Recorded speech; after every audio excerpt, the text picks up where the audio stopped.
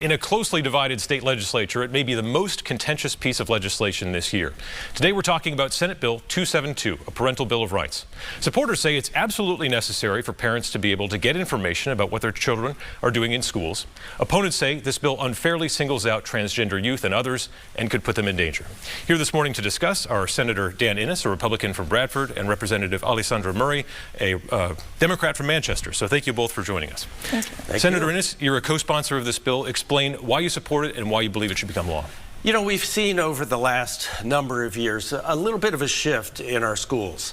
It used to be, as you may remember, Adam, when we were younger, I mean, for you it was less time ago, but when we were younger, parents and teachers were partnerships in education, and the children were a part of that partnership. And we seem to have moved away from that somewhat. And I think COVID and classes on Zoom and that sort of thing helped parents to become aware of what was happening. And that brought many of them to legislators. And they said, what can we do here? Because in many cases, information is being withheld from us as parents. And it's not just about, you know, gender issues and trans and that sort of thing. It goes well beyond that. And we started looking into it and discovered that, in fact, in many cases, that's true. Students are going to school. They might say during a school day, you know, I want to be this person or this way. And the teacher is put into a position where, you know, they work with the student, maybe talk with the student, but then don't share that information with the parents. And I can remember, you know, back when I was a kid, that partnership between parents and teachers was really important to my development, not just my educational development, but my social development. And I think we need to get back to a place in the schools where we're teaching the curriculum and dealing less with these social issues that I think are better handled at home, with family, with friends, and as a part of you know, your upbringing into a society. So this is designed simply to do that. It's not designed to hurt anyone. In fact, quite the contrary, it's designed to get education back where it belongs as a partnership between parents and teachers and children. Representative Murray, what's the argument against the bill? So I would say I agree with you that these are issues that should be handled at home, and I think that's why I have a problem with this bill. You know, we're putting teachers in a position between students and the parents instead of letting parents deal with these issues at home with their children directly.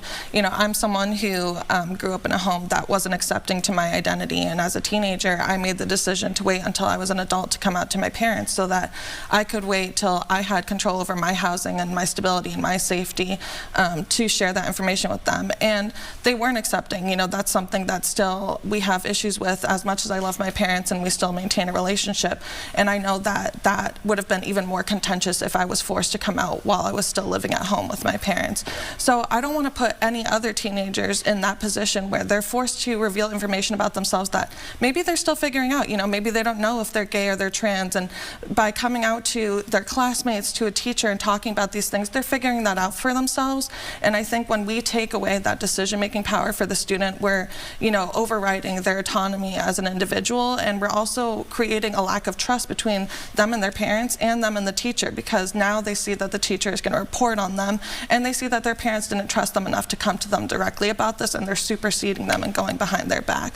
So I think it's in everybody's best interest to keep these conversations in the home and keep these conversations between parents and their children, and then let children teenagers, you know, figure themselves out at their own time. Senator, how do you respond to that scenario? You know, a kid who needs a trusted adult, and now they worry that this trusted adult might have to tell their parents. Yeah, I think that's an important point, and this bill has a protection in there for just the situation that was described.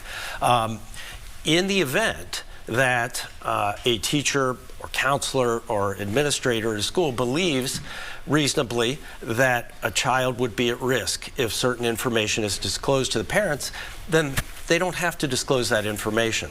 And importantly, I've talked to a number of psychologists, one in particular that I trust, and laid this bill out to her, and she listened, and she pops around to various schools around the area to do counseling with children. And she felt that that protection was important, and that made the bill one that could work. Because I think a lot of psychologists look at this and say, you know, this is a difficult space for a child. And we want to be sure the child has the resources and support necessary to deal with whatever issue might be happening at school. And it's not just trans issues or gender issues or whether you're gay or straight. There are a whole host of issues, whether it's bullying or behavioral issues and so on.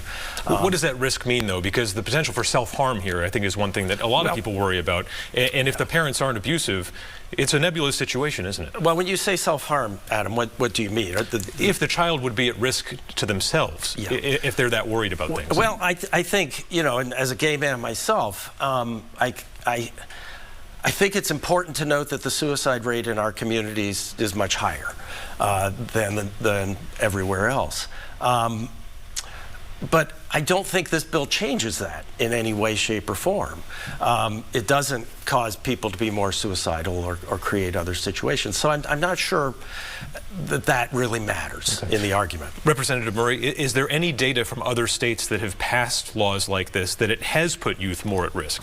I'm not sure about data from other states in particular, but I can speak to the fact that, you know, Waypoint in their shelter here in Manchester, of the youth that live there, 25% are LGBTQ+.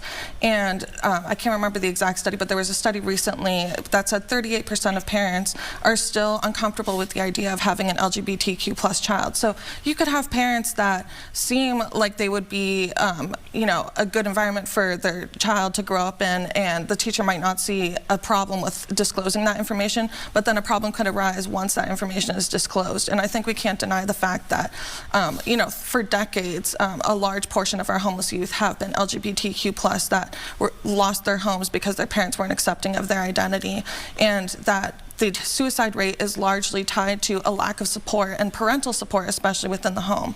And I think it's just information that, you know, a teacher cannot know what exactly is going on in the household. Only the child and their parents know what is happening and what the environment is there. So I think we can't put teachers in this position where they're going to disclose information that could go really wrong or could be totally fine, and then now the teacher is culpable for whatever could ensue. You know, with this bill, we are also opening teachers up to lawsuits, which I think is just incredibly irresponsible for us to put public servants in a position where they can get attacked by that, like that.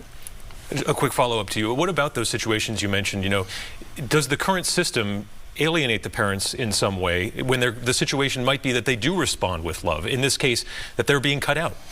I don't see how they're being cut out because there's no like intentional withholding of information. The teenager can go to their parents at any point and talk to them. You know, their peers can talk to their parents if they want to. There's no like, you know, wall between the students' activities and their parents at home. And I think that any parent that's, you know, raising their kid in a healthy and loving environment is trying to keep open communication with their child and would know what's going on with them. You know, you mentioned, Senator, bullying and other things that can happen in school. There are already laws in place that require teachers to report on harm that a student is either causing to themselves or to other people. Like, those laws are already in place. So I just don't see how this is necessary. I think it's way too broad strokes for you know, situations that really should be dealt with on an individual basis. Obviously, this has already gone through the Senate. A big vote awaits in the House. It's probably not happening this upcoming Thursday. But what's your take on this, Senator? What's going to happen? Well, I think it'll pass, but I think it'll be close. And it's important to note this bill doesn't require a teacher to out anyone or to go to a parent and say this is happening.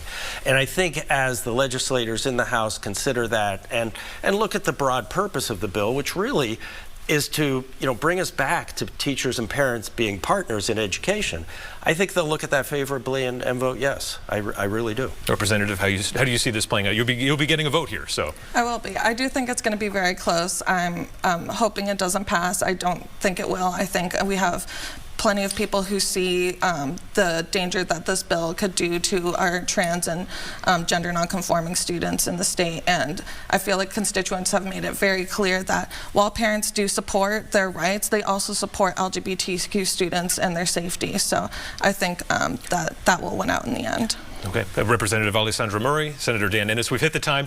We could keep talking about this for a long time. I appreciate both of your perspectives. All right.